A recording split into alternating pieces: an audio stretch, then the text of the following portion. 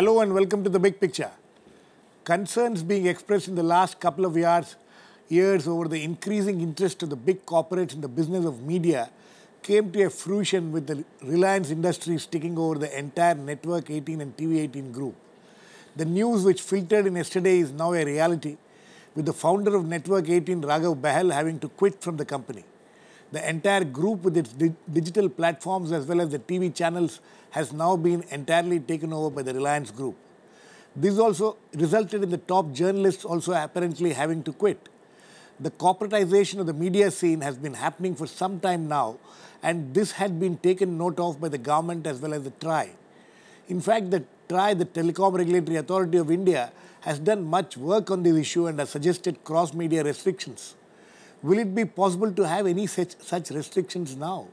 Will the new Modi government take up the issue? What will be the overall impact of the Reliance takeover of the TV 18 group on the media scenario?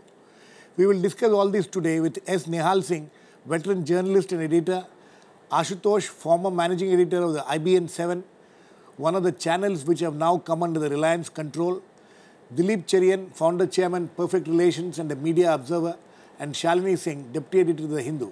Welcome to all of you. Ashutosh, I would like to come to you first. If you are, can you hear me? Yeah, I can hear you. Okay, sorry we couldn't get you on the OB because of this weather. Yeah, I know.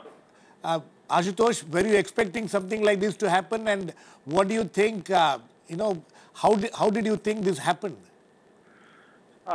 See, if I say that I was not expecting this, then I must be lying.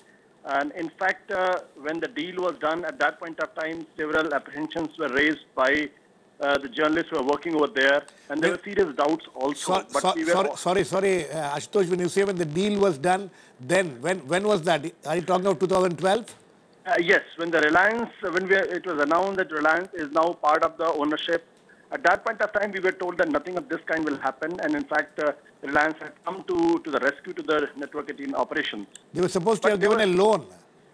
Yes, in the form of the loan. Yes. But there were serious questions which the very, very established and the very seasoned journalists had raised at that point of time. Right. But then we were told nothing of that kind is going to happen. Right. But I was always apprehensive for the simple reason because I always believed that when media, yes, I agree that there is the media houses, if they are run only on the profit motive, then certainly the day will come when the profit is not there, then there will always be some kind of compromise here and there. Right. And that's what finally happened, because Network 18, in its own in an own style of things, it wasn't running into the profit most of the time, and that's one reason that Reliance was contacted, and then the Reliance came to the rescue of Network 18.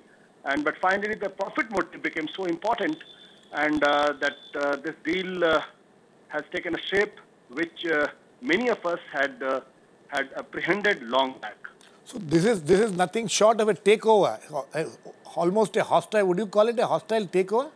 I will not use such a strong word because Reliance always had such an overpowering presence in terms of the financial concerns that it was Reliance was virtually the owner of the company in that sense. But Network 18 was still there, the management was there, it was a very, very professional management, right, and where there was a lot of respect for editors, journalists, and they were allowed to do a lot of independent journalism, a lot of great stories which we did when I was there, and in fact other CNN-IBN and other also. But we could feel the heat because profit motive became very important. And it was one reason that last year when almost 400 employees were asked to leave because we were told that it was running into the losses. Right. Ashutosh, I'll come back to you. Mr. Nihal Singh, how do you see this takeover? You will recall we had a discussion on your very channel. About 2 years back. Well, even more recently. Even more recently also. This is only to highlight the fact that all our regulations have fallen behind the actual action. Right. And unlike in the West, where they had X number of regulations, which meant that, there were certain limits to cross-media fertilization and acquisitions and so on, we had none. I mean, we had the kind of legislations that were panting to catch up with reality, and they failed to do so. And this is a striking example of that. In the last 2 years that we have had a few discussions on this issue, we had always been warning that the horses are bolting. Now they have bolted. Dilip? You know, there are two aspects to this. One is that this is a great time for this to happen because Nilpendra Mishra, who is in the PMO, is a former TRAI chairman and one of those who understands cross-media regulations, how holdings will matter, and the whole idea of linking it to 4G. Right. So I think there are issues here between owners of the pipes and owners of the material that goes into the pipes. So the content. So there's that issue. But the issue that we are ducking is that corporate structuring of media is inevitable because you will have to find ways of raising money from the market to feed this very expensive beast called media. The only danger is having corporates whose interests primarily are somewhere else and who have media as a minor micro interest. Then you're talking of a different kind of situation. It's not just micro interest, it's also used as a buffer to their own, for whatever their business is. That will only happen in the case of corporate ownership where the single owner has a huge dominating presence in a bunch of other industries and where media is a tiny sliver of that business. Which is what it is. Yeah, which is what the latest thing is. That is the area of concern. So corporatization of media, I believe, is inevitable. We will come to that issue, but you know, Ashutosh raised one issue that in the last couple of years that this was happening there. Now he said he spoke about the profit motive having become the primary thing. You think that's where the problem lies? You are saying that the corporatization is inevitable. If corporatization happens, profit motive will be important. I happen to sit on the board of a very large print company and a very large and a very small radio company, publicly quoted companies, and I recognize that profit is something that every investor is looking at. We discuss it at every quarterly meeting. It's a pressure on the management. Does it influence editorial decision making? We hope at the board level that it does not. What we are looking at is costs. We are looking at where are the revenues coming up. We are looking at where is the drive for advertising. What are the products that are making profit? All of that. Those are issues which have to be discussed because media is becoming increasingly a very expensive game. Shalini, Mr. Nihal Singh rightly pointed out where the problem was in the regulations. Where do you think TRAI stands in this? It has not been able to really bring in any regulation as far as these issues are concerned? Well, before we get to that, I'd just like to say that we know that corporate ownership can and does color content. But what has happened is just the beginning of a trend. Right. We've seen this trend globally. In 1983, I think in the US, there were 50 companies that owned 90% of all content, all media. And now it's down to 5 companies owning 95% of all media, which includes video, radio, TV, newspapers, the works. Digital, the entire thing. Right. So obviously this is something that we have to live with. It's just that the environment has to be managed. Now, how best it can be managed is a question that we need to discuss. There are guidelines in place, but this particular case, I don't think is a straight case of abuse of power or market dominance, because neither Reliance Jio, the 4G, that whole big bogey that's being made about their, their abilities in 4G, they have no customers. So there is no market power, there are no consumers. And TV18 and Network 18, the company that they have acquired, also has a very minuscule presence in the entire content market, especially in the news content market. So this is not a straight case. Why do you say it's minuscule? Because, they have 3 very major television channels, and then the entire ETV network has come under this thing. It's a pretty big content network which they have. But I don't think it falls into market dominance. If you look at the entire, the entire news consumed, it would form a small component of the entire news consumed. Okay, so what is the point? The point is that this 4G, Reliance Jio, and the speculation now is that the analysis now is that after this takeover, they have this huge, content with them. And then there is this 4G which is coming, which Dilip spoke about. The pipes as well as the content is with them. So what is the impact of that? Well, I think they'll have to struggle to build content. I think they don't have 4G consumers, and the way the world is going. But you think after this takeover, the consumers of 4G, will it in any way help them to increase their customers? Well, that remains to be seen. I think they will have to work hard. They will have to get expertise from outside. They don't have that ability, that talent within. And if you look at Reliance's prior success in telecom, they didn't fare too well. They didn't. Absolutely. They didn't. You know, it was the other brother who had the, who still holds control over the Reliance. Right. So basically, the point I'd like to make is if Bharti Airtel with 250 million consumers had acquired this company, maybe then we would have had a lot more to worry about. Dilip, what do you think of what Shalini is saying? It's a very interesting point that Shalini is raising, that, in the time of distributed media, as it were, media can only be consumed by those who pull it off the net. It's no longer a matter of just having the pipe and putting stuff through it. Unless people consume it, there's no market. And Reliance has not yet been able to show that it has the ability to push it. Then why do you think then they decided to do this? What they have done, they take over the entire TV network, Network 18 group.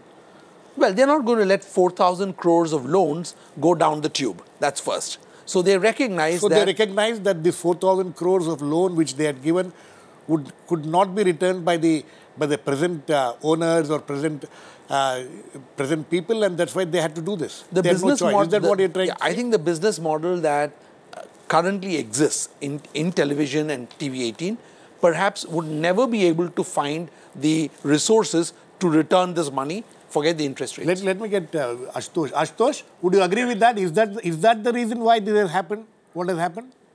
See, we have to understand this whole business because television since 2004 onwards has entered into a very, very competitive market where the very survival of the channel depends on many, many factors. Right. And if you remember, from 2004 onwards, suddenly the dumbing down of the content has started, and there came a time when it was really it reached to the ridiculous level where the ghost snakes and all those kinds of content became very, very prominent on the TV channels. And right. It was a shame to be over there. And reality shows. Yeah, reality shows.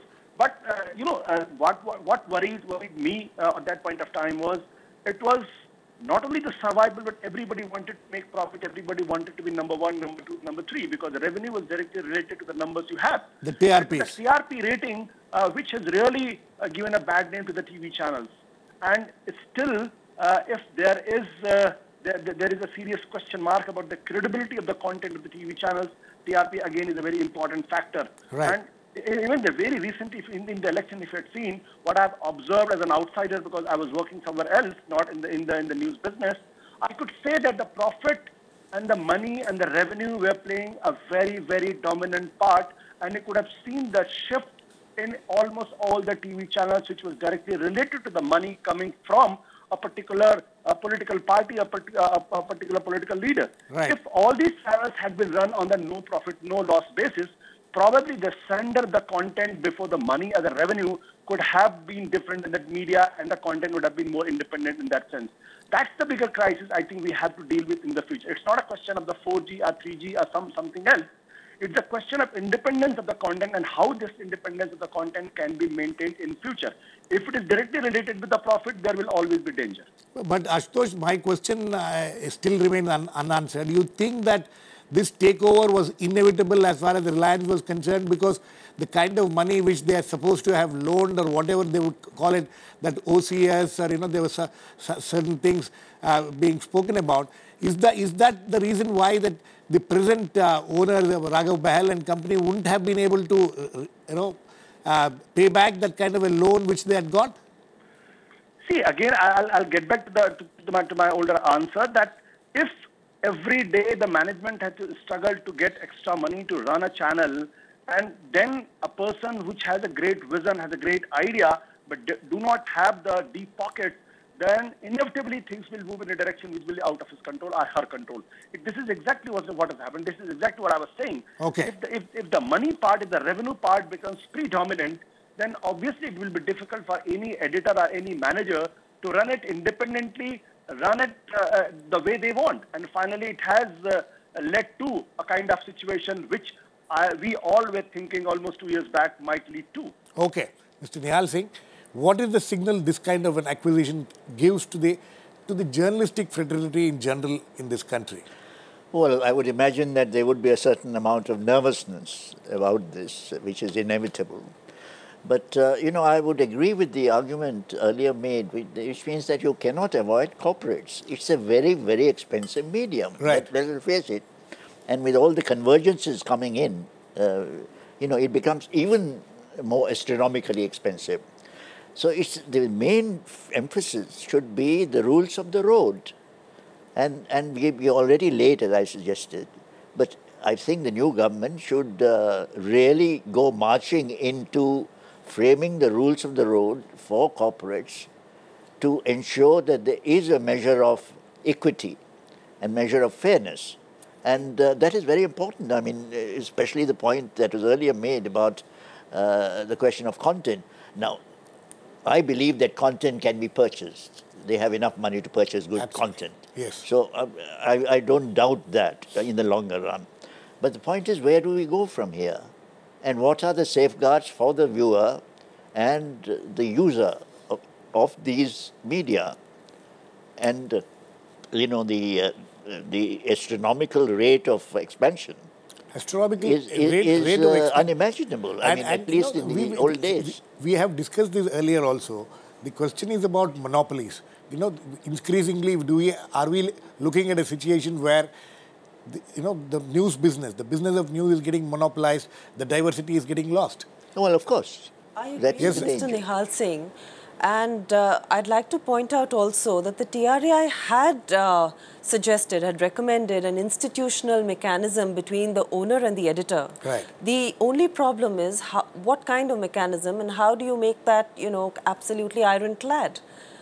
Because even if you don't, we've worked as journalists for 18, 19 years, and we know that even with our actual ownership, the corporate sector has an extraordinary influence over media, and this was at a time when advertising was not as big as it is today. Exactly. And can we say that Doordarshan is independent of the government? So where do you really see independent media? The only independent journalism we will see is on the digital platform. Some free journalists will, post. And it's not a profitable platform And for it's not a Rajya Sabha for TV. people like that. and television, channels like ours were trying to be the public broadcaster. Dilip, so what will happen? Is this the beginning of the end of independent media houses in this country? Private independent media houses? I think I would go with what Mr. Nihal Singh said about the rules of the road and also take some level of hope in what Shalini is saying is there in the TRAI paper. If government is serious about an independent media, and that's one of the big issues that the Modi government will have to take a philosophical stance on, then this is the time to do it because the time is running out too rapidly, and inevitably we'll be sitting here and weeping at the next program, which won't be very far away if this carries on. Because what is going to happen, the price will be paid by the citizen, not just by the customer. You see, the distinction between a customer and a citizen also needs to be made. Absolutely. There is also a large role that the Press Council could play, and that has also been an area of debate. The Press Council, its role and why it is not. In fact, the Press Council chairman, very surprisingly, has gone completely silent for a long time now. Ashutosh, what kind of a solution do you see to this kind of a problem? The TRAI regulations, the TRAI paper, they had come up with a discussion paper. I'm sure you're very familiar with the points which had been raised in the TRAI discussion paper. Do you see some kind of a solution or some path in that discussion paper? Do you think that these channels, these media houses now under the control of corporates would even be interested in discussing them? See, the ideal model should be like a BBC model, which is that you create a corpus which is independent of the government, independent of other forces. This is where, Ashutosh, you're talking about, but what about the existing ones? Now that the TV18 group has been taken over, where does the TRAI regulations or TRAI suggestions for control or cross-media restrictions or cross-media control come in at all here? See, it all depends on the mercy of the promoters. The promoters is interested in having wants to give freedom to the editors and want to run it the way they want. I think there's nothing wrong in that. But if the prime mover is again the cost, prime mover is again the profit, then there will be a lot of pressure on the promoters as well as on the editor.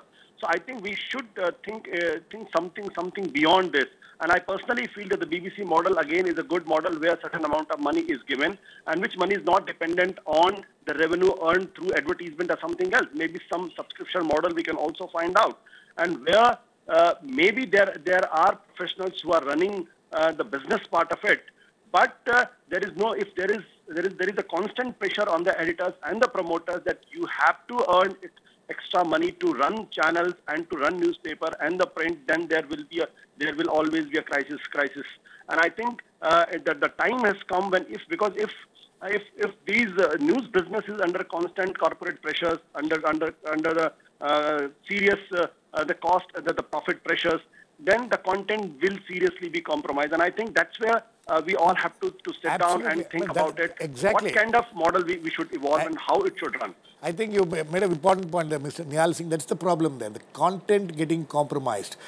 This has become a reality now. Now, this kind of we will take this, the latest case of this group which has been taken over. What kind of a content can the viewers expect?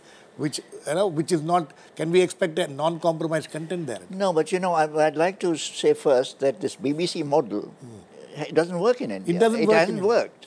So, I mean, I'm sure last 50 years you people must have been discussing this model right from the beginning. It just doesn't work. Yeah. As a matter of some interest to you, Morarji Desai, when he was Prime Minister, he offered me the job of Director General of All India Radio and Television. And television, yes. Yes. And I had no hesitation in declining it because it would have been a can of worms. But what I'm saying, the model, let's forget about the model because it doesn't work in Indian conditions. Right. We found that time and again. Yes. As far as the substantive point is concerned, where do we go from here? Right. And also the big issue of the content getting compromised. Well, you need an overall body which will monitor these things. Now, what kind of a body it is, one can discuss She was speaking of Press Council of India, and I know what impression you have about the Press Council of India. Yes, it's a broken reed. I mean, I don't take it seriously. I don't think anybody does, frankly. And mercifully, the chairman now has gone silent.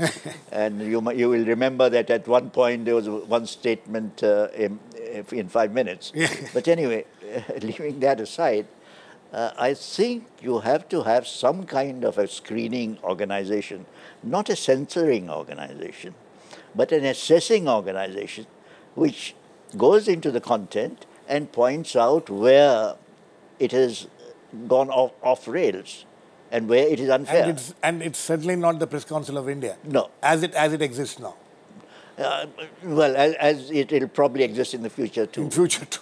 Dilip, the question is also about the most important question is about the ownership. We have been discussing this, and now it is right on us. There is no more smoke screen as far as the ownership of corporates of the media is concerned. So where do we go from here? You think that the other media houses are also in for this kind of a takeover by the corporates? One option is to insist that at least 50% of the shares of even corporate media should be publicly owned, which means it should be listed on the stock market. Right. And that will ensure that small shareholders who are enthused, interested in investing, of course, it will require them to still be profitable. Right. But aside from that, if you have small shareholders on board from, in a sizable amount, then even owner corporates will not have the danger of dominance which you're trying to avoid.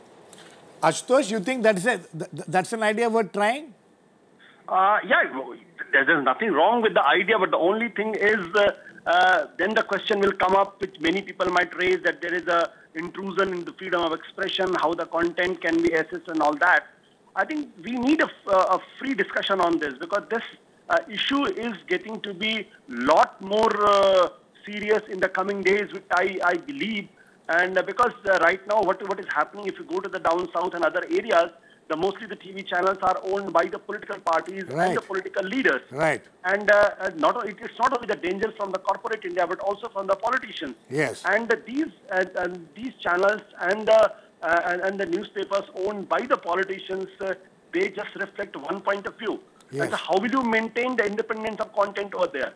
I think it's a much larger issue, and the time has come when we all sit down and try to find out a institutional arrangement that how the press and these TV channels and the newspaper houses will be run, because this is getting lot more serious, and this a will lot get more serious in the future also. And a lot more complicated too. Yes, Shalini?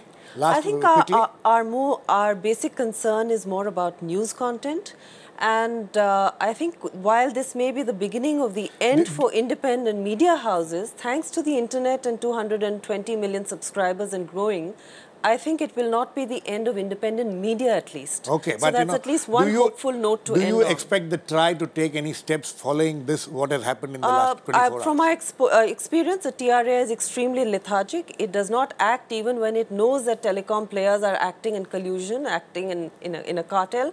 So we have many such cases. Even in aviation, the regulator is asleep at the wheel.